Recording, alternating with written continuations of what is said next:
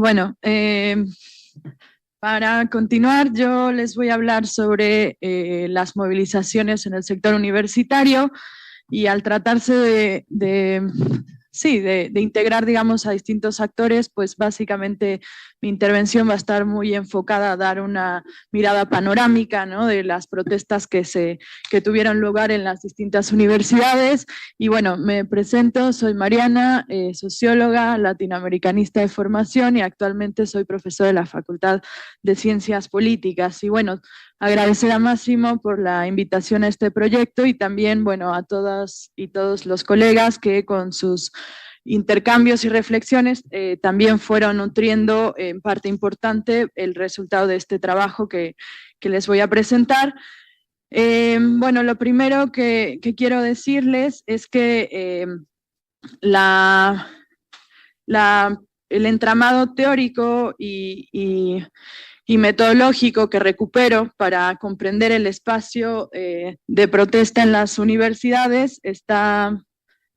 trazado por la propuesta teórica de Antonio Gramsci. En particular retomo su definición de Estado integral,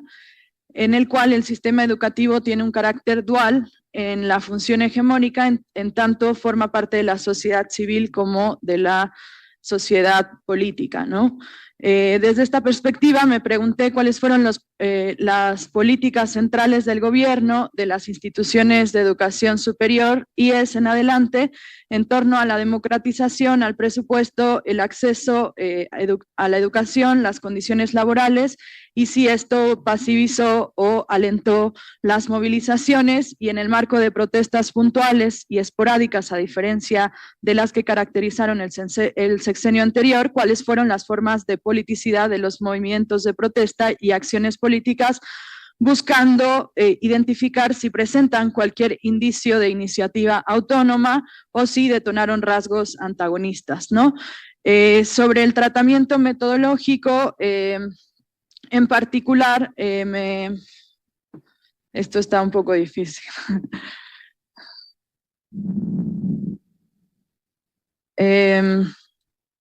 Bueno, sobre el tratamiento metodológico, les decía, los eventos de protesta que tomamos en cuenta en el presente trabajo forman parte de la información recabada de la base de datos de este proyecto, así como de la revisión hemerográfica complementaria, pronunciamientos, cartas públicas, convocatorias, carteles, entre otros documentos informativos, los cuales fueron agrupados y analizados a partir de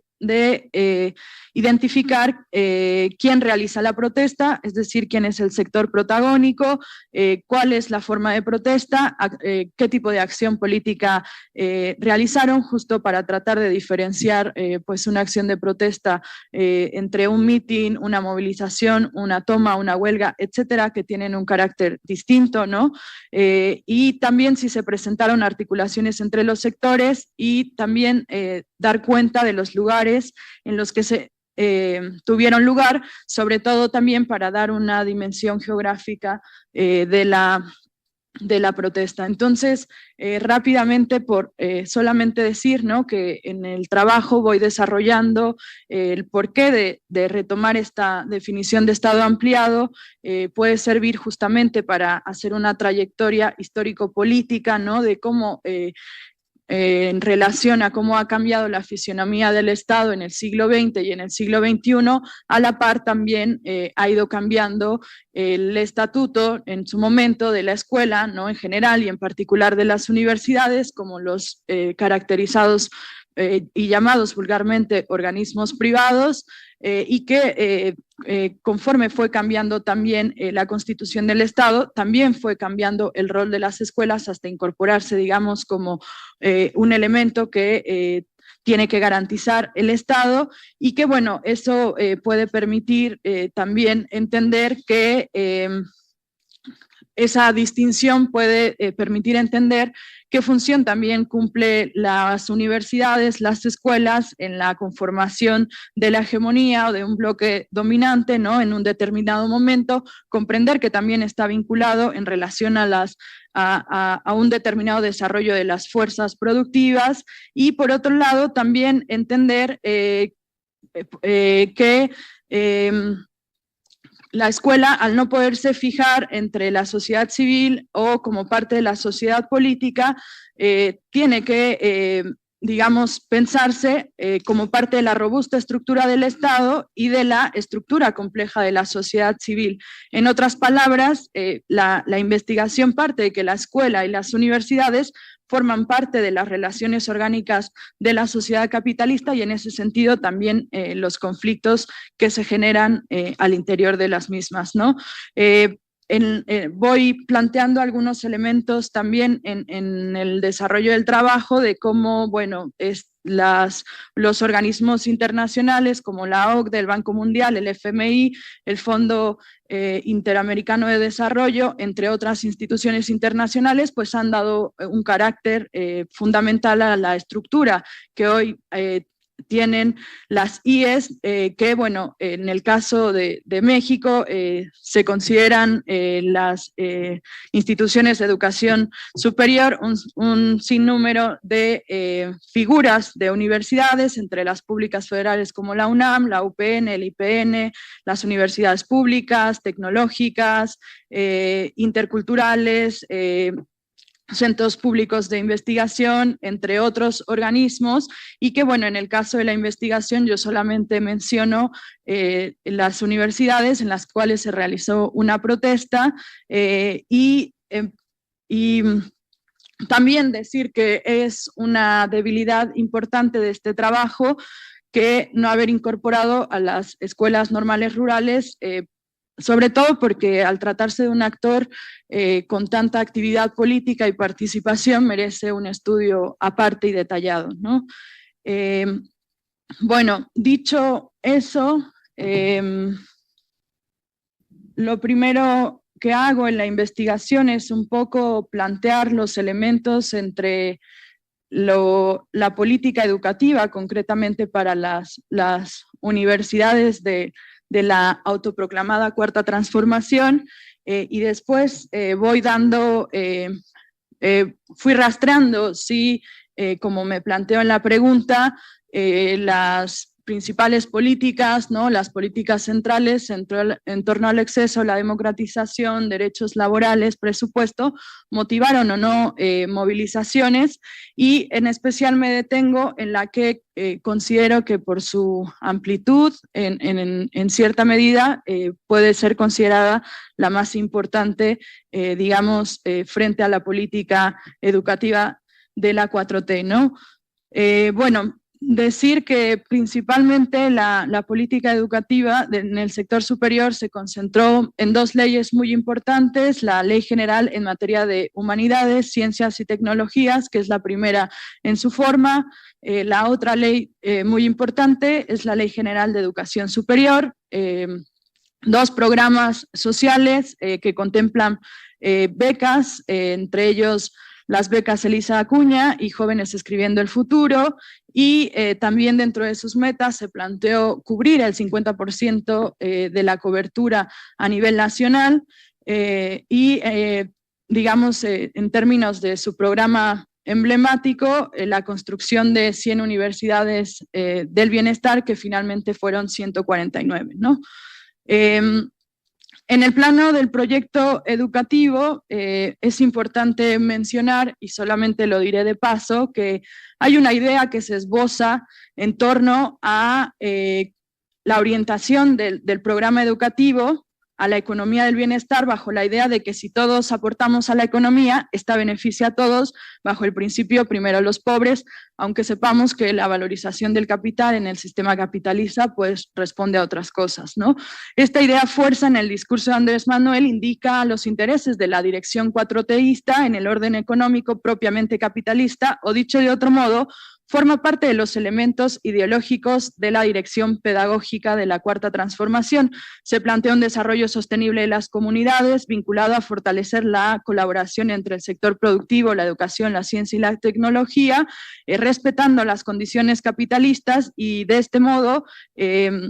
Los conocimientos y aprendizajes deben estar dirigidos al desarrollo económico basado en un modelo orientado a las exportaciones con alta dependencia en inversión extranjera directa, ¿no? En este sentido, planteo que podemos hablar de que si bien se esboza elementos ideológicos de la dirección que no se terminan de concretar, como sí lo hace para el caso de educación básica con los libros de texto, en el caso de las universidades se está planteando un enfoque del proyecto educativo con rasgos de transformismo social liberal, ¿no? El segundo aspecto sobre su política que me interesa destacar es que si bien hay que reconocer que la Ley General de Educación establece la gratuidad de la educación a nivel superior, lo cual distingue a este gobierno como el primero en digamos, normar que el Estado esté obligado a garantizarlo. Lo cierto es que es una voluntad que se queda bastante lejos de la realidad, sobre todo porque el marco normativo se limita a modificaciones de reorganización institucional, renovación de instancias, procesos, instrumentos, y está condicionado a las limitantes estructurales, es decir, plantea la gratuidad en términos de la disposición presupuestal, de que en este gobierno se mantuvo en el 3% en general para la educación y 16% de esto va destinado a las universidades. Se acota a los organismos de dirección de las universidades que no integran democráticamente a los sectores, no establece mecanismos institucionales para el fin de las cuotas, lo cual hizo que en términos concretos las autoridades siguieran realizando cobros por trámites, inscripciones, etcétera. También la ley no contempla un financiamiento para las universidades que se encuentran en quiebra y no hay modificaciones sustanciales en los derechos laborales del sector educativo, manteniendo la desigualdad entre las figuras académicas y la percepción salarial de las autoridades, ¿no? Esto también se concluye revisando las cifras de cobertura y la evaluación de la creación de las IES, que es un poco lo que pongo en la pantalla, que si la cobertura en el sexenio anterior fue de 38.4%, ahora al cierre del sexenio es de 43.5%, todavía muy lejos de otros países en América Latina, como en Argentina, que hay una cobertura del 85%, en Costa Rica del 54%, u otros ejemplos que voy planteando en el texto. Y entonces es importante decir que sobre esto, si bien, aunque se mantienen, se declara la gratuidad y se plantean muchas contradicciones sobre la ley, no hubo movilizaciones destacadas, solo hubo una conferencia de prensa en la que participó la Censuesic, la CONTU, la FENSU, denunciando que justamente los sectores de los trabajadores no fueron incluidos, que solo contemplaron a las autoridades en la elaboración de este documento, es decir, que se cuestiona el elemento de haberlo elaborado desde arriba, que también cuestiona otra cuestión que supuestamente este gobierno cambiaría, como es tomar a los maestras y los maestros como agentes de cambio. Y bueno, también hubo una movilización estudiantil poco nutrida, pero bueno, a las afueras de la Cámara Legislativa cuando se discutía, pero bueno, en este sentido es importante decir que si bien el tema de las 11 universidades en quiebra, pues es un tema hondo y profundo que se arrastra desde las gestiones anteriores, también las centrales sindicales tienen una responsabilidad importante en la pasivización en este sexenio, porque, por ejemplo, la CONTU, que más o menos agrupa a 300.000 trabajadores, pudo haber hecho movilizaciones mucho más destacadas que, bueno, sobre todo se concentraron en hacer esta conferencia de prensa y en 2019 también haber realizado un paro nacional, que fue muy importante porque participaron más de 30 universidades, pero que no se desarrolló un plan de lucha para resolver este problema que aqueja a las universidades, ¿no? Después, por la parte del programa emblemático, de manera muy corta,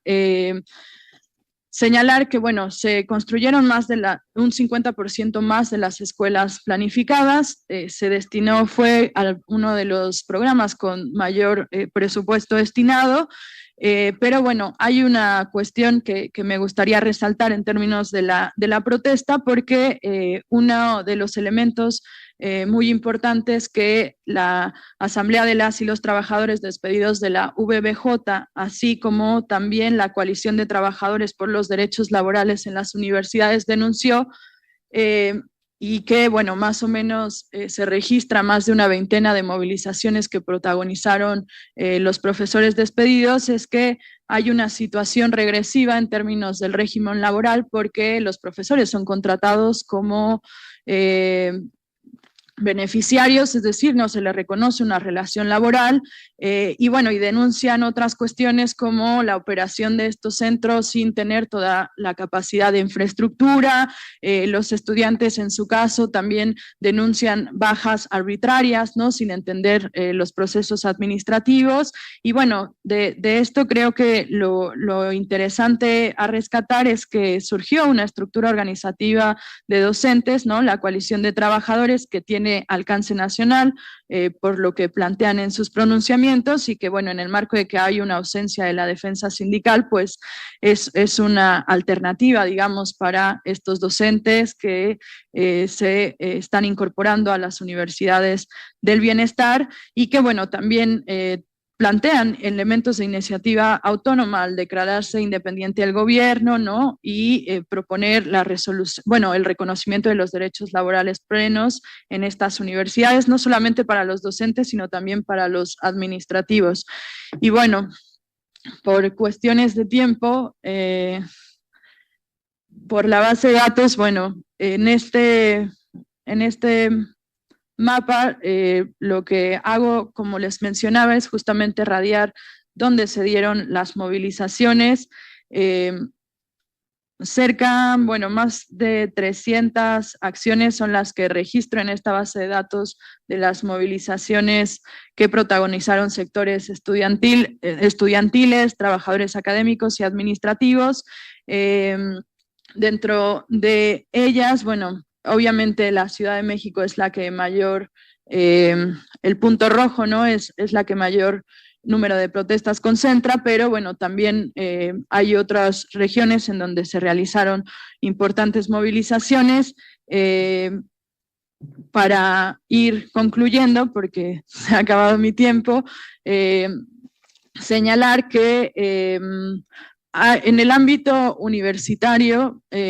la movilización más importante, y como también ya se planteaba en la mesa anterior, el movimiento más importante lo protagonizaron las estudiantes con las demandas de violencia de género. Después, en el caso de estudiantes en Guanajuato, en Zacatecas, en Nuevo León y en otros estados, las movilizaciones también retomaron la consigna de Ni Una Menos, como en la Universidad de Guanajuato, que planteaban, bueno, retomando la figura de la universidad, Ni Una Abeja Menos, y que desató movilizaciones muy importantes en 2019, y que después, además de estas movilizaciones contra la violencia de género, se protagonizaron importantes movilizaciones exigiendo justicia por los asesinatos que se fueron incrementando, sobre todo a partir de la pandemia. En el ámbito en la cuestión de los trabajadores administrativos y académicos, es importante mencionar que sí hubo una actividad, digamos, protagonizada por los sindicatos, especialmente en 2019, ¿no? Después hubo huelgas como la de la Universidad de Chapingo, el CITUAM, etcétera, ¿no? Y que si bien no alcanzan a representar las huelgas que se dieron en el sexenio anterior, sí nuclearon a un número muy importante de docentes. En el caso de lo inédito un poco en el sexenio es que se presentaron muchas movilizaciones como las que mencionaba ahora sobre docentes de las VBJ, pero también de docentes de esta universidad con el movimiento UNAM No Paga, de docentes en la ENA, ¿no? De docentes en otras universidades, en el IPN, ¿no? Donde el planteamiento central era también las demandas por mejoras de condiciones laborales, y lo interesante es que también fue posible observar que justo después de la pandemia, las reivindicaciones estudiantiles comienzan a combinar en sus demandas no solamente el tema de la atención de los